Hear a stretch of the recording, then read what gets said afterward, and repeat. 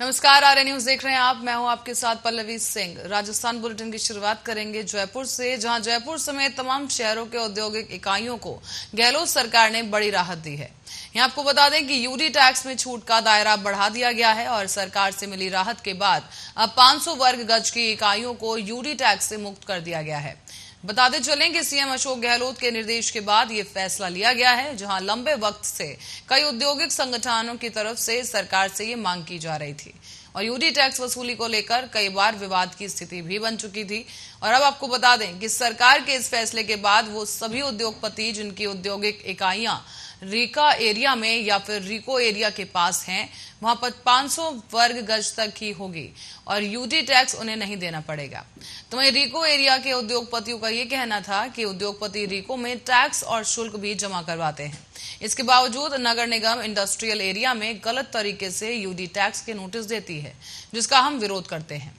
रिको कोई भी उद्योगपति यूडी टैक्स जमा नहीं करवाएगा। बता दें कि नगर निगम एक स्वपोषित संस्था है जिसकी खुद की आय के स्रोत हैं। आय के स्रोत के अनुसार ही नगर निगम बजट बनाती है और बजट के अनुसार ही विकास कार्य करवाए जाते हैं। नगर निगम की आय का सबसे बड़ा जरिया यूडी टैक्स ही होता है।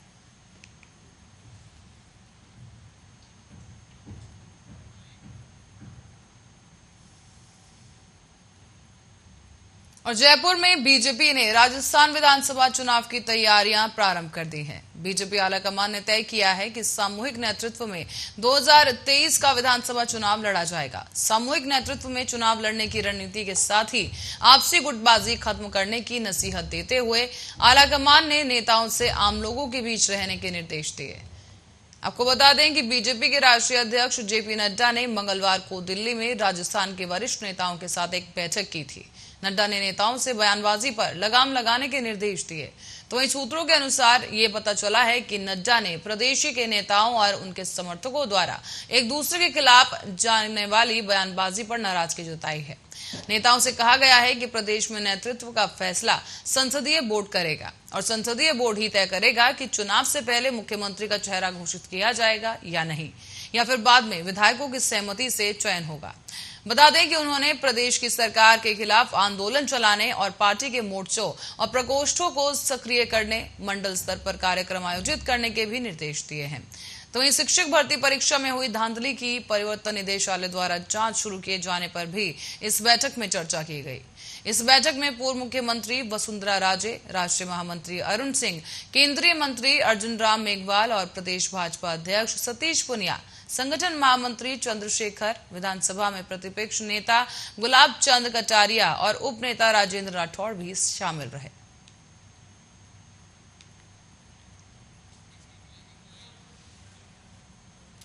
तो वहीं खाद्य और नागरिक आपूर्ति मंत्री प्रताप सिंह खचरियावास ने नेता प्रतिपक्ष गुलाब चंद कटारिया के बयान पर पलटवार कर दिया है। उन्होंने ये कहा है कि गुलाब चंद कटारिया ने माता सीता के लिए गलत शब्दों का प्रयोग किया है। उन्हें ब्रह्मांड के मालिक श्री राम की सत्ता को चुनौती देकर यह साबित कर दिया है कि बीजेपी नेता वोट के लिए भगवान श्री राम का नाम लेते हैं। ये राम भक्त नहीं, रावण भक्त है। बीजेपी की चाल और चरित्र और चेहरा पूरे देश ने देखा है और बीजेपी के शीर्ष नेतृत्व वाली आरएसएस अगर कटारिया जी के बयान से सहमत है तो ये स्पष्ट हो गया है कि रावण भक्त बीजेपी नेता भगवान सियाराम से सगे नहीं तो देश के सगे कैसे हो सकते हैं। बताते चलें कि नेता प्रतिपक्ष गुलाब चंद कटारिया ने कहा था कि रावण ने सीता जी का अपहरण करके कोई बहुत बड़ा पाप नहीं किया, क्योंकि उसने सीता को कभी कलंकित नहीं किया। जब सीता ने स्वीकृति नहीं दी तब तक छुआ नहीं। वहीं मंत्री खचारियावास ने कहा है कि इस वीडियो को देखकर स्पष्ट हो जाता है माता सीता के लिए जिस तरह के शब्दों का प्रयोग किया गया, ऐसे शब्दों को हिंदू धर्म में किसी भी साधारण महिला के लिए प्रयोग करना घोर अपमान है। उन्होंने कहा है कि हिंदुत्व और अयोध्या में श्री राम मंदिर के मुद्दे पर देश में सत्ता चलाने वाली बीजेपी के लोग आज माता सीता का भी अपमान कर रहे हैं। हिंदू धर्म में कहा गया है कि जहां नारी का सम्मान होता है वहां भगवान विराजमान होते हैं, परंतु बीजेपी नेता भगवान का ही अपमान कर रहे हैं, वो नारी का क्या सम्मान करेंगे। तो वहीं खचरियावास ने यह भी कहा है कि बीजेपी नेताओं को भगवान श्री राम ही सजा देंगे और जनता उन्हें कभी माफ नहीं करेगी। महंगाई और बेरोजगारी से लोग मर रहे हैं, लेकिन सत्ता के नशे में चूर बीजेपी नेता घमंड में रावण रूपी बोल बोलकर भगवान श्री राम और माता सीता और हमारी भावनाओं का अपमान कर रहे हैं।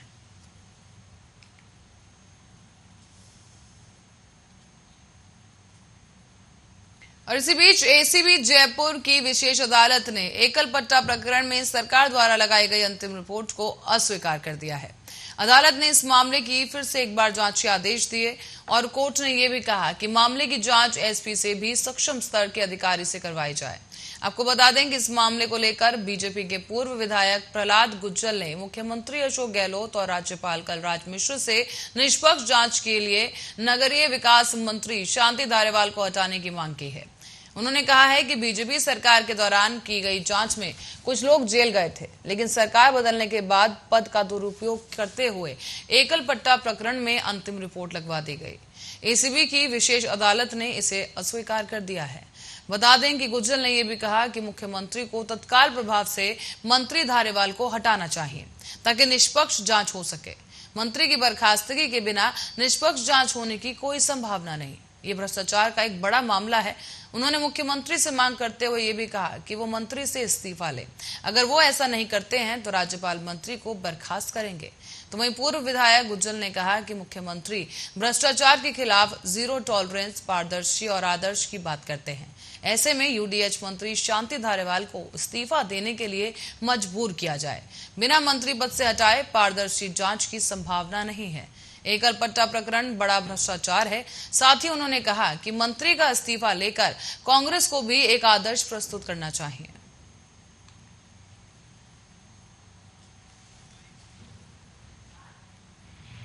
बढ़ेंगे अगली खबर की ओर, जहां राजस्थान की सरकार ने एक नए फरमान से शहरों में गाय पालने वालों को उनके सामने अब तमाम मुसीबतें खड़ी कर दी हैं। लेकिन इसके साथ ही गाय पर एक फिर से प्रदेश में सियासत भी शुरू हो गई। दरअसल सरकार ने शहरों में गाय पालने पर करीब करीब रोक लगा दी है। सरकार के नए फरमान के अनुसार आप शहर में सिर्फ एक गाय या भैंस पाल सकते हैं। इसी के लिए लाइसेंस और पशुबाड़ा समेत इतनी शर्तें थोप दी गई हैं कि 90% लोगों के लिए उनका पालना करना मुमकिन नहीं होगा। आपको बता दें कि गाय पालकों ने सरकार पर आरोप लगाया है कि ये हिंदुओं को गाय से दूर करने की साजिश है। अगर बकरे रख सकते हैं और उनसे गंदगी होती है तो फिर गाय क्यों नहीं।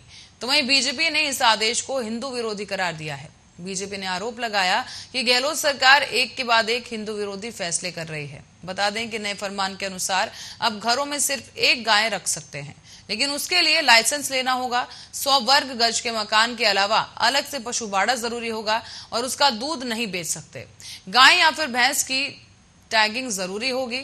सरकार के इस फरमान के बाद से अब गाय पालने वाले गौपालक सत्यनारायण भी गुस्से में नजर आए। जयपुर के सोडाला इलाके में बरसों से गाय पाल रहे सत्यनारायण ने सवाल उठाया है कि अगर बकरे रख सकते हैं तो फिर गाय से आपत्ति क्यों। सत्यनारायण ने यह भी आरोप लगाया और कहा कि यह हिंदुओं को गाय से दूर करने की साजिश है। तो वहीं दूसरी तरफ बीजेपी ने भी इसे तुगलकी फरमान करार दिया है। बीजेपी के मीडिया समन्वयक पंकज जोशी ने आरोप लगाया कि सरकार तुष्टीकरण की राजनीति कर रही है और गाय को मोहरा बना रही है।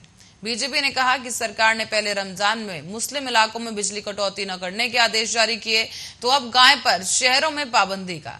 तो दूसरी तरफ सरकार ने इस फरमान का बचाव भी किया। गहलोत सरकार के कैबिनेट मंत्री प्रताप सिंह खचरियावास का भी कहना है कि पहले तो मुश्किल थी कि गाय ले जाते थे, अधिकतर लोगों की मांग थी एक गाय तो पालने दी जाए, और अब एक गाय पालने की इजाजत दे दी है। अब कोई तंग नहीं कर सकता। ये गौ सेवा के लिए बड़ा फैसला है।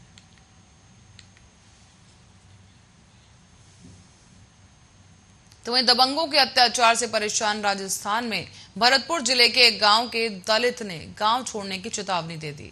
आपको बता दें कि मंगलवार को एक विरोधी रैली निकाली गई, जहां आरोप लगाया गया कि डॉक्टर अंबेडकर जयंती आयोजन में पथराव करने वालों पर कार्रवाई नहीं हो रही है। अगर न्याय नहीं मिलता है तो वो पलायन के लिए मजबूर होंगे। बता दें कि सहगांव के निवासियों ने रैली के दौरान पलायन की चेतावनी लिखी तख्तियां भी उठाकर रखी थी। उन्होंने बताया है कि 14 अप्रैल को आयोजनों में गांव के ही एक दबंग समुदाय ने दलितों पर पथराव किया और लाठियों से पिटाई की, और इसमें 9 लोग घायल हुए हैं। आपको बता दें कि भरतपुर के जिलाधिकारी को इससे शिकायत दी गई। जिलाधिकारी आलोक रंजन ने बताया कि 9 लोगों पर केस दर्ज हुआ है और 3 लोग गिरफ्तार किए गए। दूसरे पक्ष ने भी 16 अप्रैल को एफआईआर दर्ज करवाई, जिसमें दलित समुदाय द्वारा हमला करने की बात कही गई है।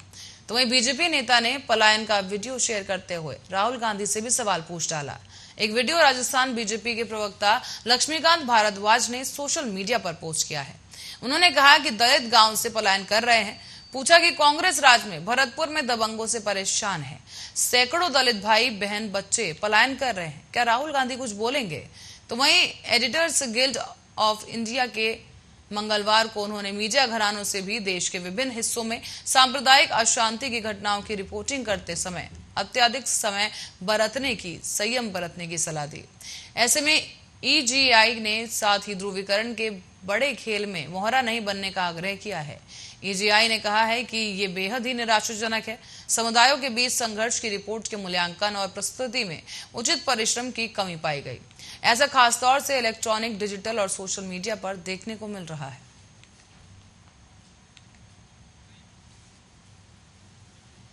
तो वहीं नागौर जिले के डिडवाना शहर में स्थित एक एसडीएम कोर्ट के बाहर एक बुजुर्ग किसान ने मंगलवार को जहर खा लिया है।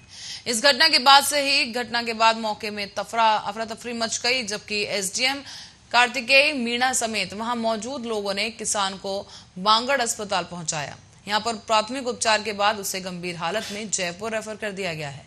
आपको बता दें कि आत्महत्या के प्रयास से पहले किसान ने एक सुसाइड नोट लिखा।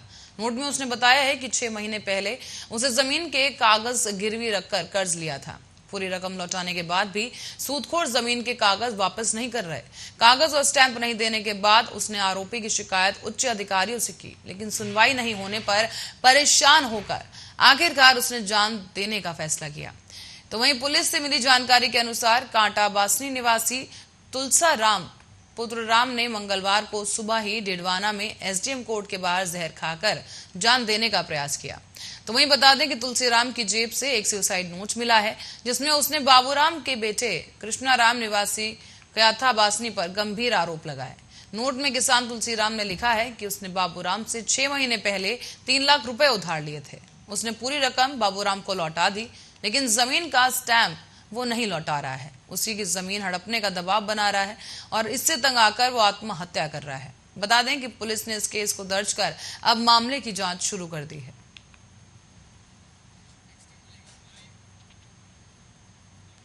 तो वहीं राजस्थान के आदिवासी जिले डूंगरपुर के रामसांगड़ा थाना इलाके में लोडवाला गांव में एक लड़की पर शादी करने का जबरन दबाव डालने का मामला सामने आया। ये मामला आटा साटा शादी प्रथा से जुड़ा है, जहां लड़की ने शादी करने से मना किया तो उसके माता पिता को पीटा गया है और समाज के कथित जातीय पंचों की ओर से उसके परिवार पर 31 लाख रुपए का अर्थदंड भी लगा दिया गया। अर्थदंड नहीं देने पर उसके घर का हुक्का पानी बंद करने के लिए धमकाया गया है। लड़की की रिपोर्ट पर पुलिस ने आरोपियों के खिलाफ केस दर्ज कर लिया है। फिलहाल आपको बता दें कि एएसआई प्रवीण सिंह ने बताया है कि लोडवाला निवासी जागृति लबाना ने इस संबंध में केस दर्ज करवाया है। जागृति ने बताया कि उसके सौतेले भाई किशोर लबाना की शादी माड़ा निवासी साकरचंद लबाना की बेटी मना के साथ करवाई गई।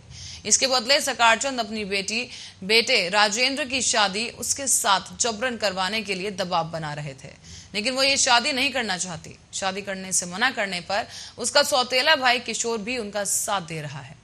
साकरचंद परिवार के सभी लोग उसके माता पिता को डरा धमका रहे हैं और जबरदस्ती शादी करवाने का प्रयास किया जा रहा है।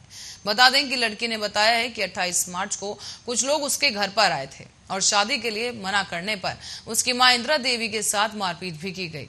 मां का मोबाइल फोन तोड़ दिया गया, सोने की चेन छीन ली गई और जान से मारने के पर्याप्त प्रयास किए गए। इसके बाद भी 30 मार्च को बड़ी संख्या में लोग उसके घर आए और शादी करवाने के लिए उसके परिवार को डराया धमकाया गया। इस बार भी मना किया तो 31 लाख रुपए का अर्थदंड लगा दिया गया। तो वहीं लड़की ने इस पूरी घटना को लेकर एसपी से शिकायत की और इस पर एसपी ने रामसांगड़ा थाना पुलिस को जांच करने के आदेश दे दिए। साथ ही पुलिस ने इस मामले में लोडवाला निवासियों के खिलाफ केस दर्ज कर लिया है और पूरे मामले की गहराई से जांच हो रही है।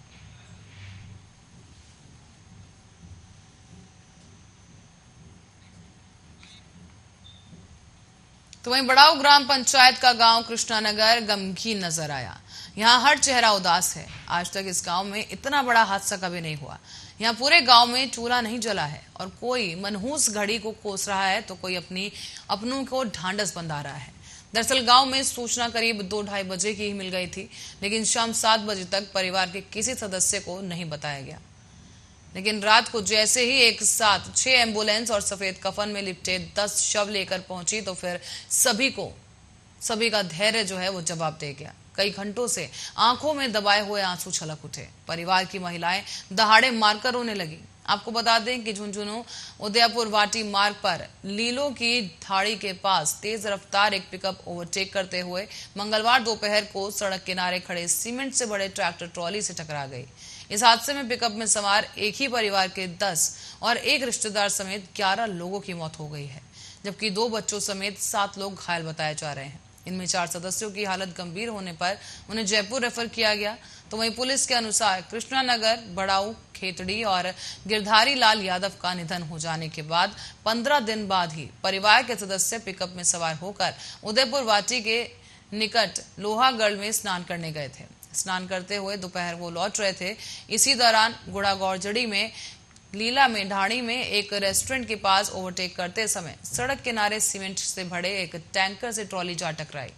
इसके बाद ही वो बेकाबू हो गई और पलट गई, जिसकी वजह से पिकअप में सवार लोग इधर उधर उछलकर गिर गए और कई नीचे गिरकर दब गए। इस हादसे के समय ट्रैक्टर चालक अपनी सीट पर नहीं था और ट्रैक्टर सड़क किनारे खड़ा हुआ था। बताया जा रहा है कि पिकअप चालक भी जयपुर में ही भर्ती है।